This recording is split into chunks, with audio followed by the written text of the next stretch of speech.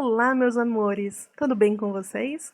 Voltando para a nossa série aí sobre estudos do meio ambiente. Na última aula, no nosso último vídeo, a gente conheceu um pouquinho sobre os biomas brasileiros.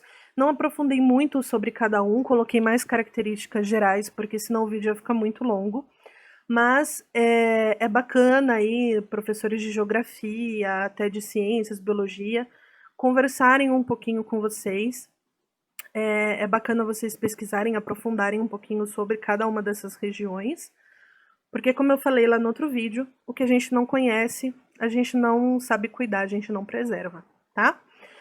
Nesse vídeo aqui, o nosso foco é ver como que esses ambientes, como que esses biomas estão relacionados entre si, como que eles estão interagindo entre si. E uma das principais formas de interação entre eles é a água, pessoal. Nós temos um costume, sei lá, um pensamento básico, né? Não sei como colocar isso, mas um pensamento primário de achar que as chuvas, sei lá, a água evaporou aqui, sei lá, não vou falar no estado de São Paulo, a água evaporou aqui do estado de São Paulo e choveu aqui. Não é assim que funciona, tá, pessoal? Não sei se vocês já ouviram falar ou se vocês conhecem sobre rios aéreos. A gente vai ver um pouquinho sobre isso hoje. Aqui nessa linha verde água, azul, esmeralda, sei lá o que vocês quiserem chamar, tá mostrando basicamente aí como que funciona a corrente dos rios aéreos aqui para o nosso país. Pessoal, vocês provavelmente já assistiram Procurando Nemo, sabe que tem ali as correntes marítimas, né? A cena, adoro aquela cena que aparece a tartaruga e eles estão numa corrente marítima, não vou lembrar agora, né? Mas que tem aqueles fluxos de água, aquela quantidade grande de água circulando por ali. Do mesmo jeito que nós temos corrente marítima, nós temos correntes aéreas. E uma dessas correntes aéreas aí ajuda nessa questão dos nossos rios aéreos.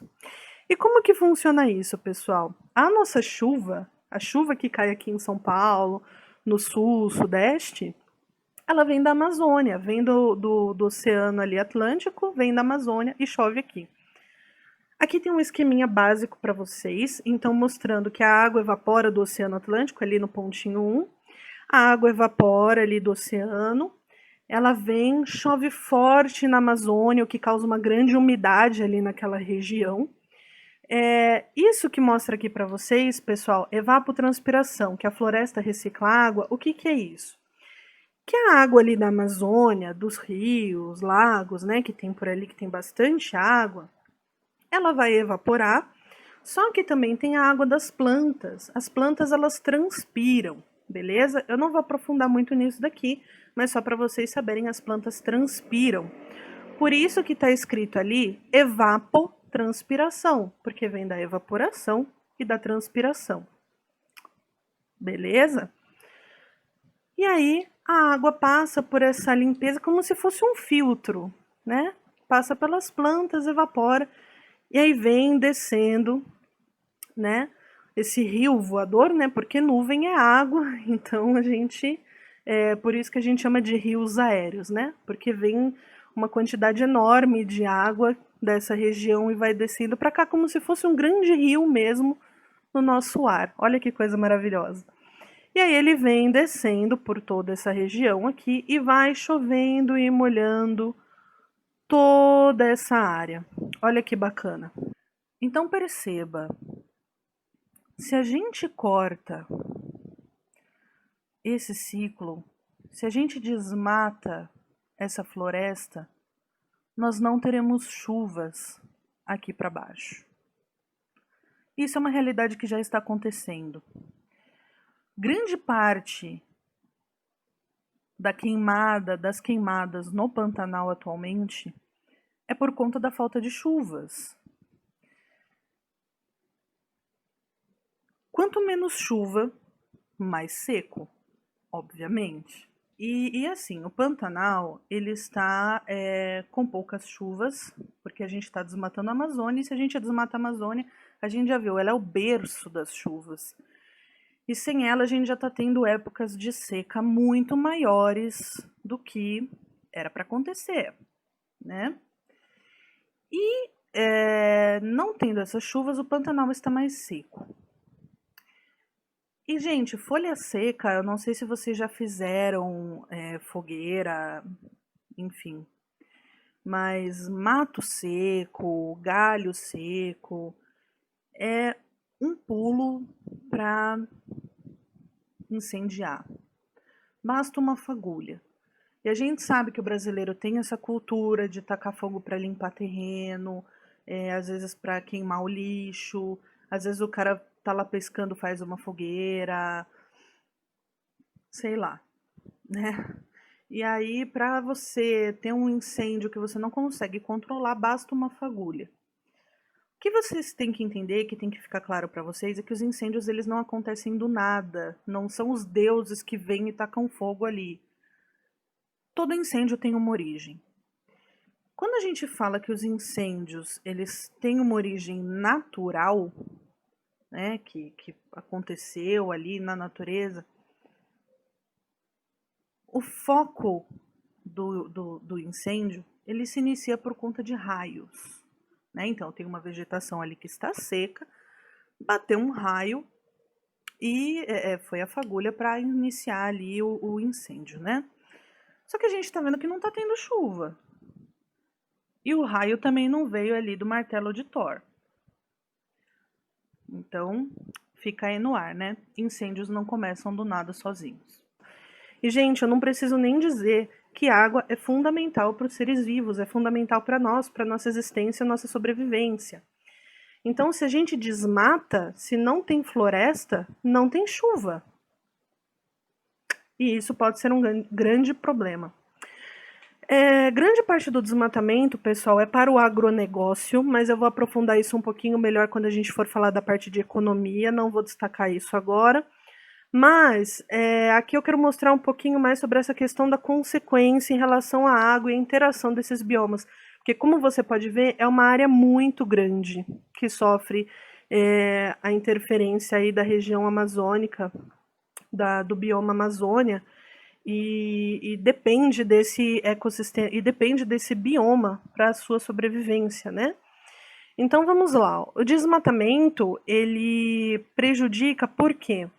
Quanto menos floresta, ela manda umidade para o resto do país. Então, quanto menos floresta, menos chuva, como eu já mostrei para vocês. Se não tem chuva, prejudica as plantações, porque o solo fica seco, as plantas ficam secas. Por mais que tenham métodos, né, da gente irrigar ali o solo, gente, se não tem água, não tem como, né? Fora que a água ela possui uma propriedade de resfriamento. Eu sei que não são todos os carros, vou dar um exemplo aqui porque eu não sou muito boa de mecânica, mas um exemplo assim que eu sei é que alguns carros eles precisam de água no motor para ajudar a resfriar, né? Porque senão fica muito quente e pode dar um monte de problema. Mas eu sei que alguns precisam de água ali para resfriar, eu sei que também tem uns que é ar, mas não vou saber falar muito bem. Porque a água tem essa propriedade de resfriamento, então ela pega o calor para ela e deixa o entorno ali mais geladinho. Você pode perceber, por exemplo, você tá lá na praia, você tá, sei lá, super quente, com a pele super quente. Aí você foi nadar no mar, foi nadar na piscina, o que quer que seja. Saiu todo molhado, não passou toalha no corpo. Daqui a um tempo, você vai perceber que a água evaporou e você vai relar na sua pele e você vai ver que você está mais frio, você está um pouquinho mais gelado. Por quê? A água pegou esse calor para ela, evaporou e, em consequência, te deixou mais geladinho, te deixou mais resfriado. Então, é uma propriedade da água o resfriamento, beleza? Então aqui, ó, como a floresta ela tem muita água, tem muita umidade, ela funciona como, aqui ele está colocando nesses termos, né, como um ar-condicionado natural. Por quê? Essa umidade ajuda nessa questão do resfriamento. Então, quanto mais floresta, mais fresquinho é. Vocês podem perceber em regiões metropolitanas em comparação com regiões mais preservadas, por assim dizer. Onde tem mais mata, costuma ser mais fresco, beleza?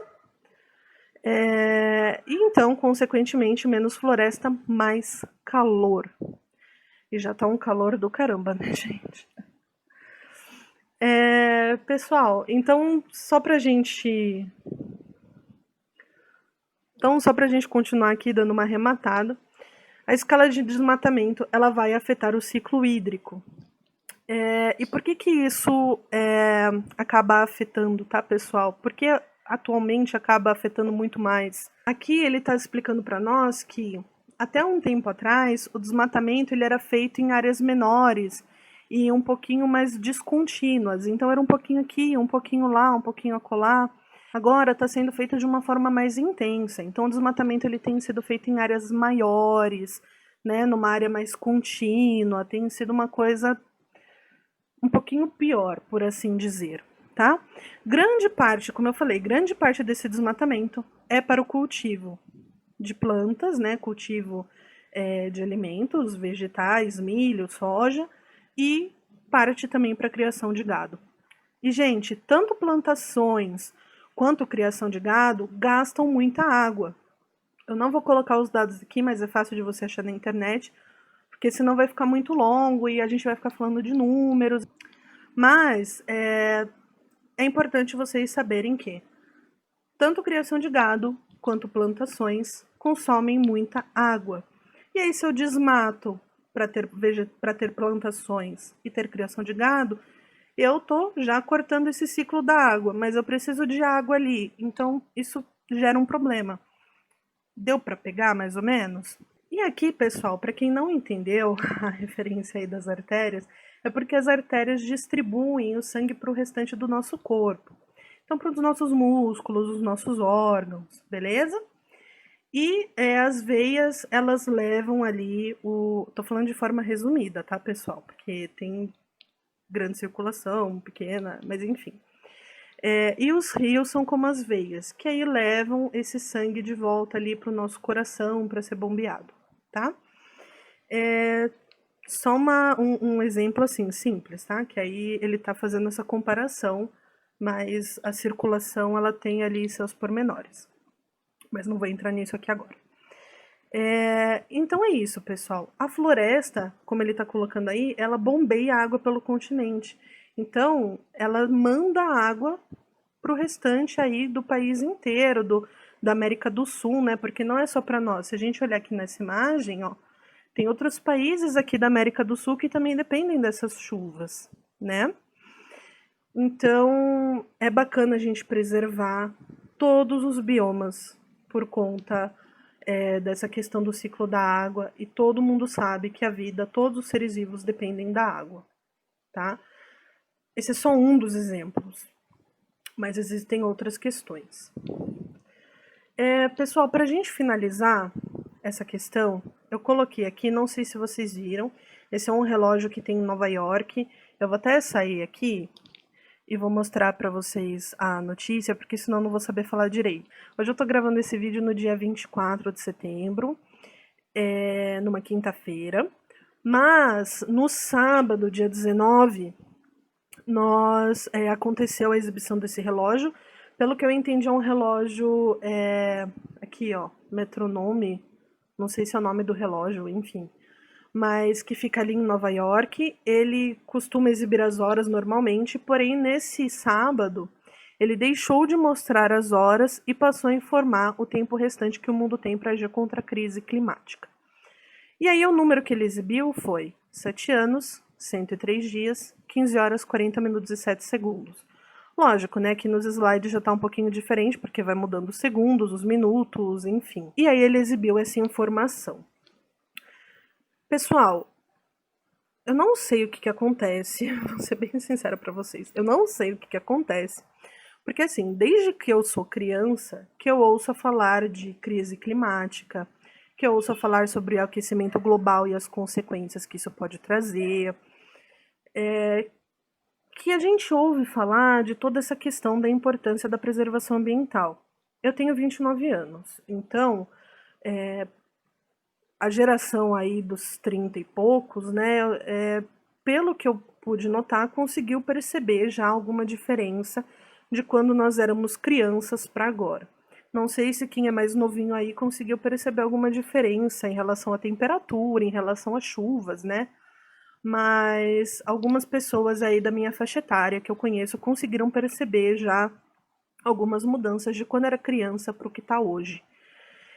Só que assim, gente, eu não entendo por que que algumas pessoas, por que que alguns jornais, enfim, algumas fontes falam que aquecimento global é lenda e que isso não existe, enfim. Pessoal, vocês vão ouvir falar que isso é um processo normal da natureza, do planeta, que o aquecimento global ele é uma coisa natural que acontece, tanto aquecimento quanto resfriamento, por exemplo, aí a gente tem as eras do gelo, né? Vocês vão ouvir esse tipo de coisa e é verdade, tá? Isso realmente acontece na natureza, é um processo normal e tudo mais. Porém, do jeito que está acontecendo agora, é por ação humana. Não é por uma ação da natureza. Está acontecendo de uma forma muito mais rápida. Está acontecendo de uma forma muito mais agressiva. E o que esse relógio está mostrando? Os cientistas falam que quando passar esse período desses 7 anos, a temperatura média do planeta ela vai aumentar, se não me engano, era 1 grau ou 1,5 graus, tá? Não vou me recordar aqui agora de cabeça. E também procurei ali, mas não encontrei. Mas eu lembro que era mais ou menos isso, 1 grau, 1,5 graus. Depois desse período que esse relógio está mostrando, nós não vamos conseguir reverter essas mudanças, tá? Pode parecer pouco, 1 grau, 1,5 graus, pode não parecer muita coisa. Porém, gente, vocês viram ali nos slides que eu mostrei, nos exemplos que eu dei, como uma coisa depende da outra, como está tudo interligado.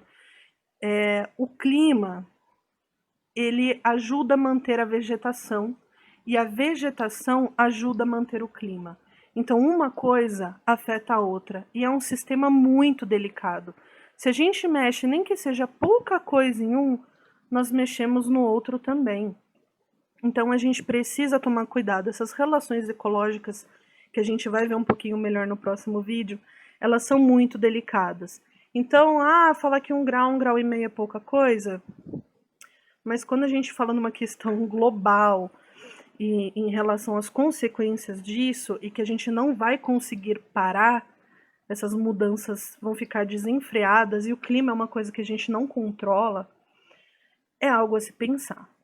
É algo que a gente tem que voltar a nossa atenção para isso e a gente tem que conversar sobre isso e tomar medidas urgentes para isso, né? Porque, como eu falei, eu ouço essas questões desde criança e a gente vê que nada está sendo feito. A coisa só está tomando proporções que vai chegar um ponto onde a gente não vai ter mais condições de dar conta.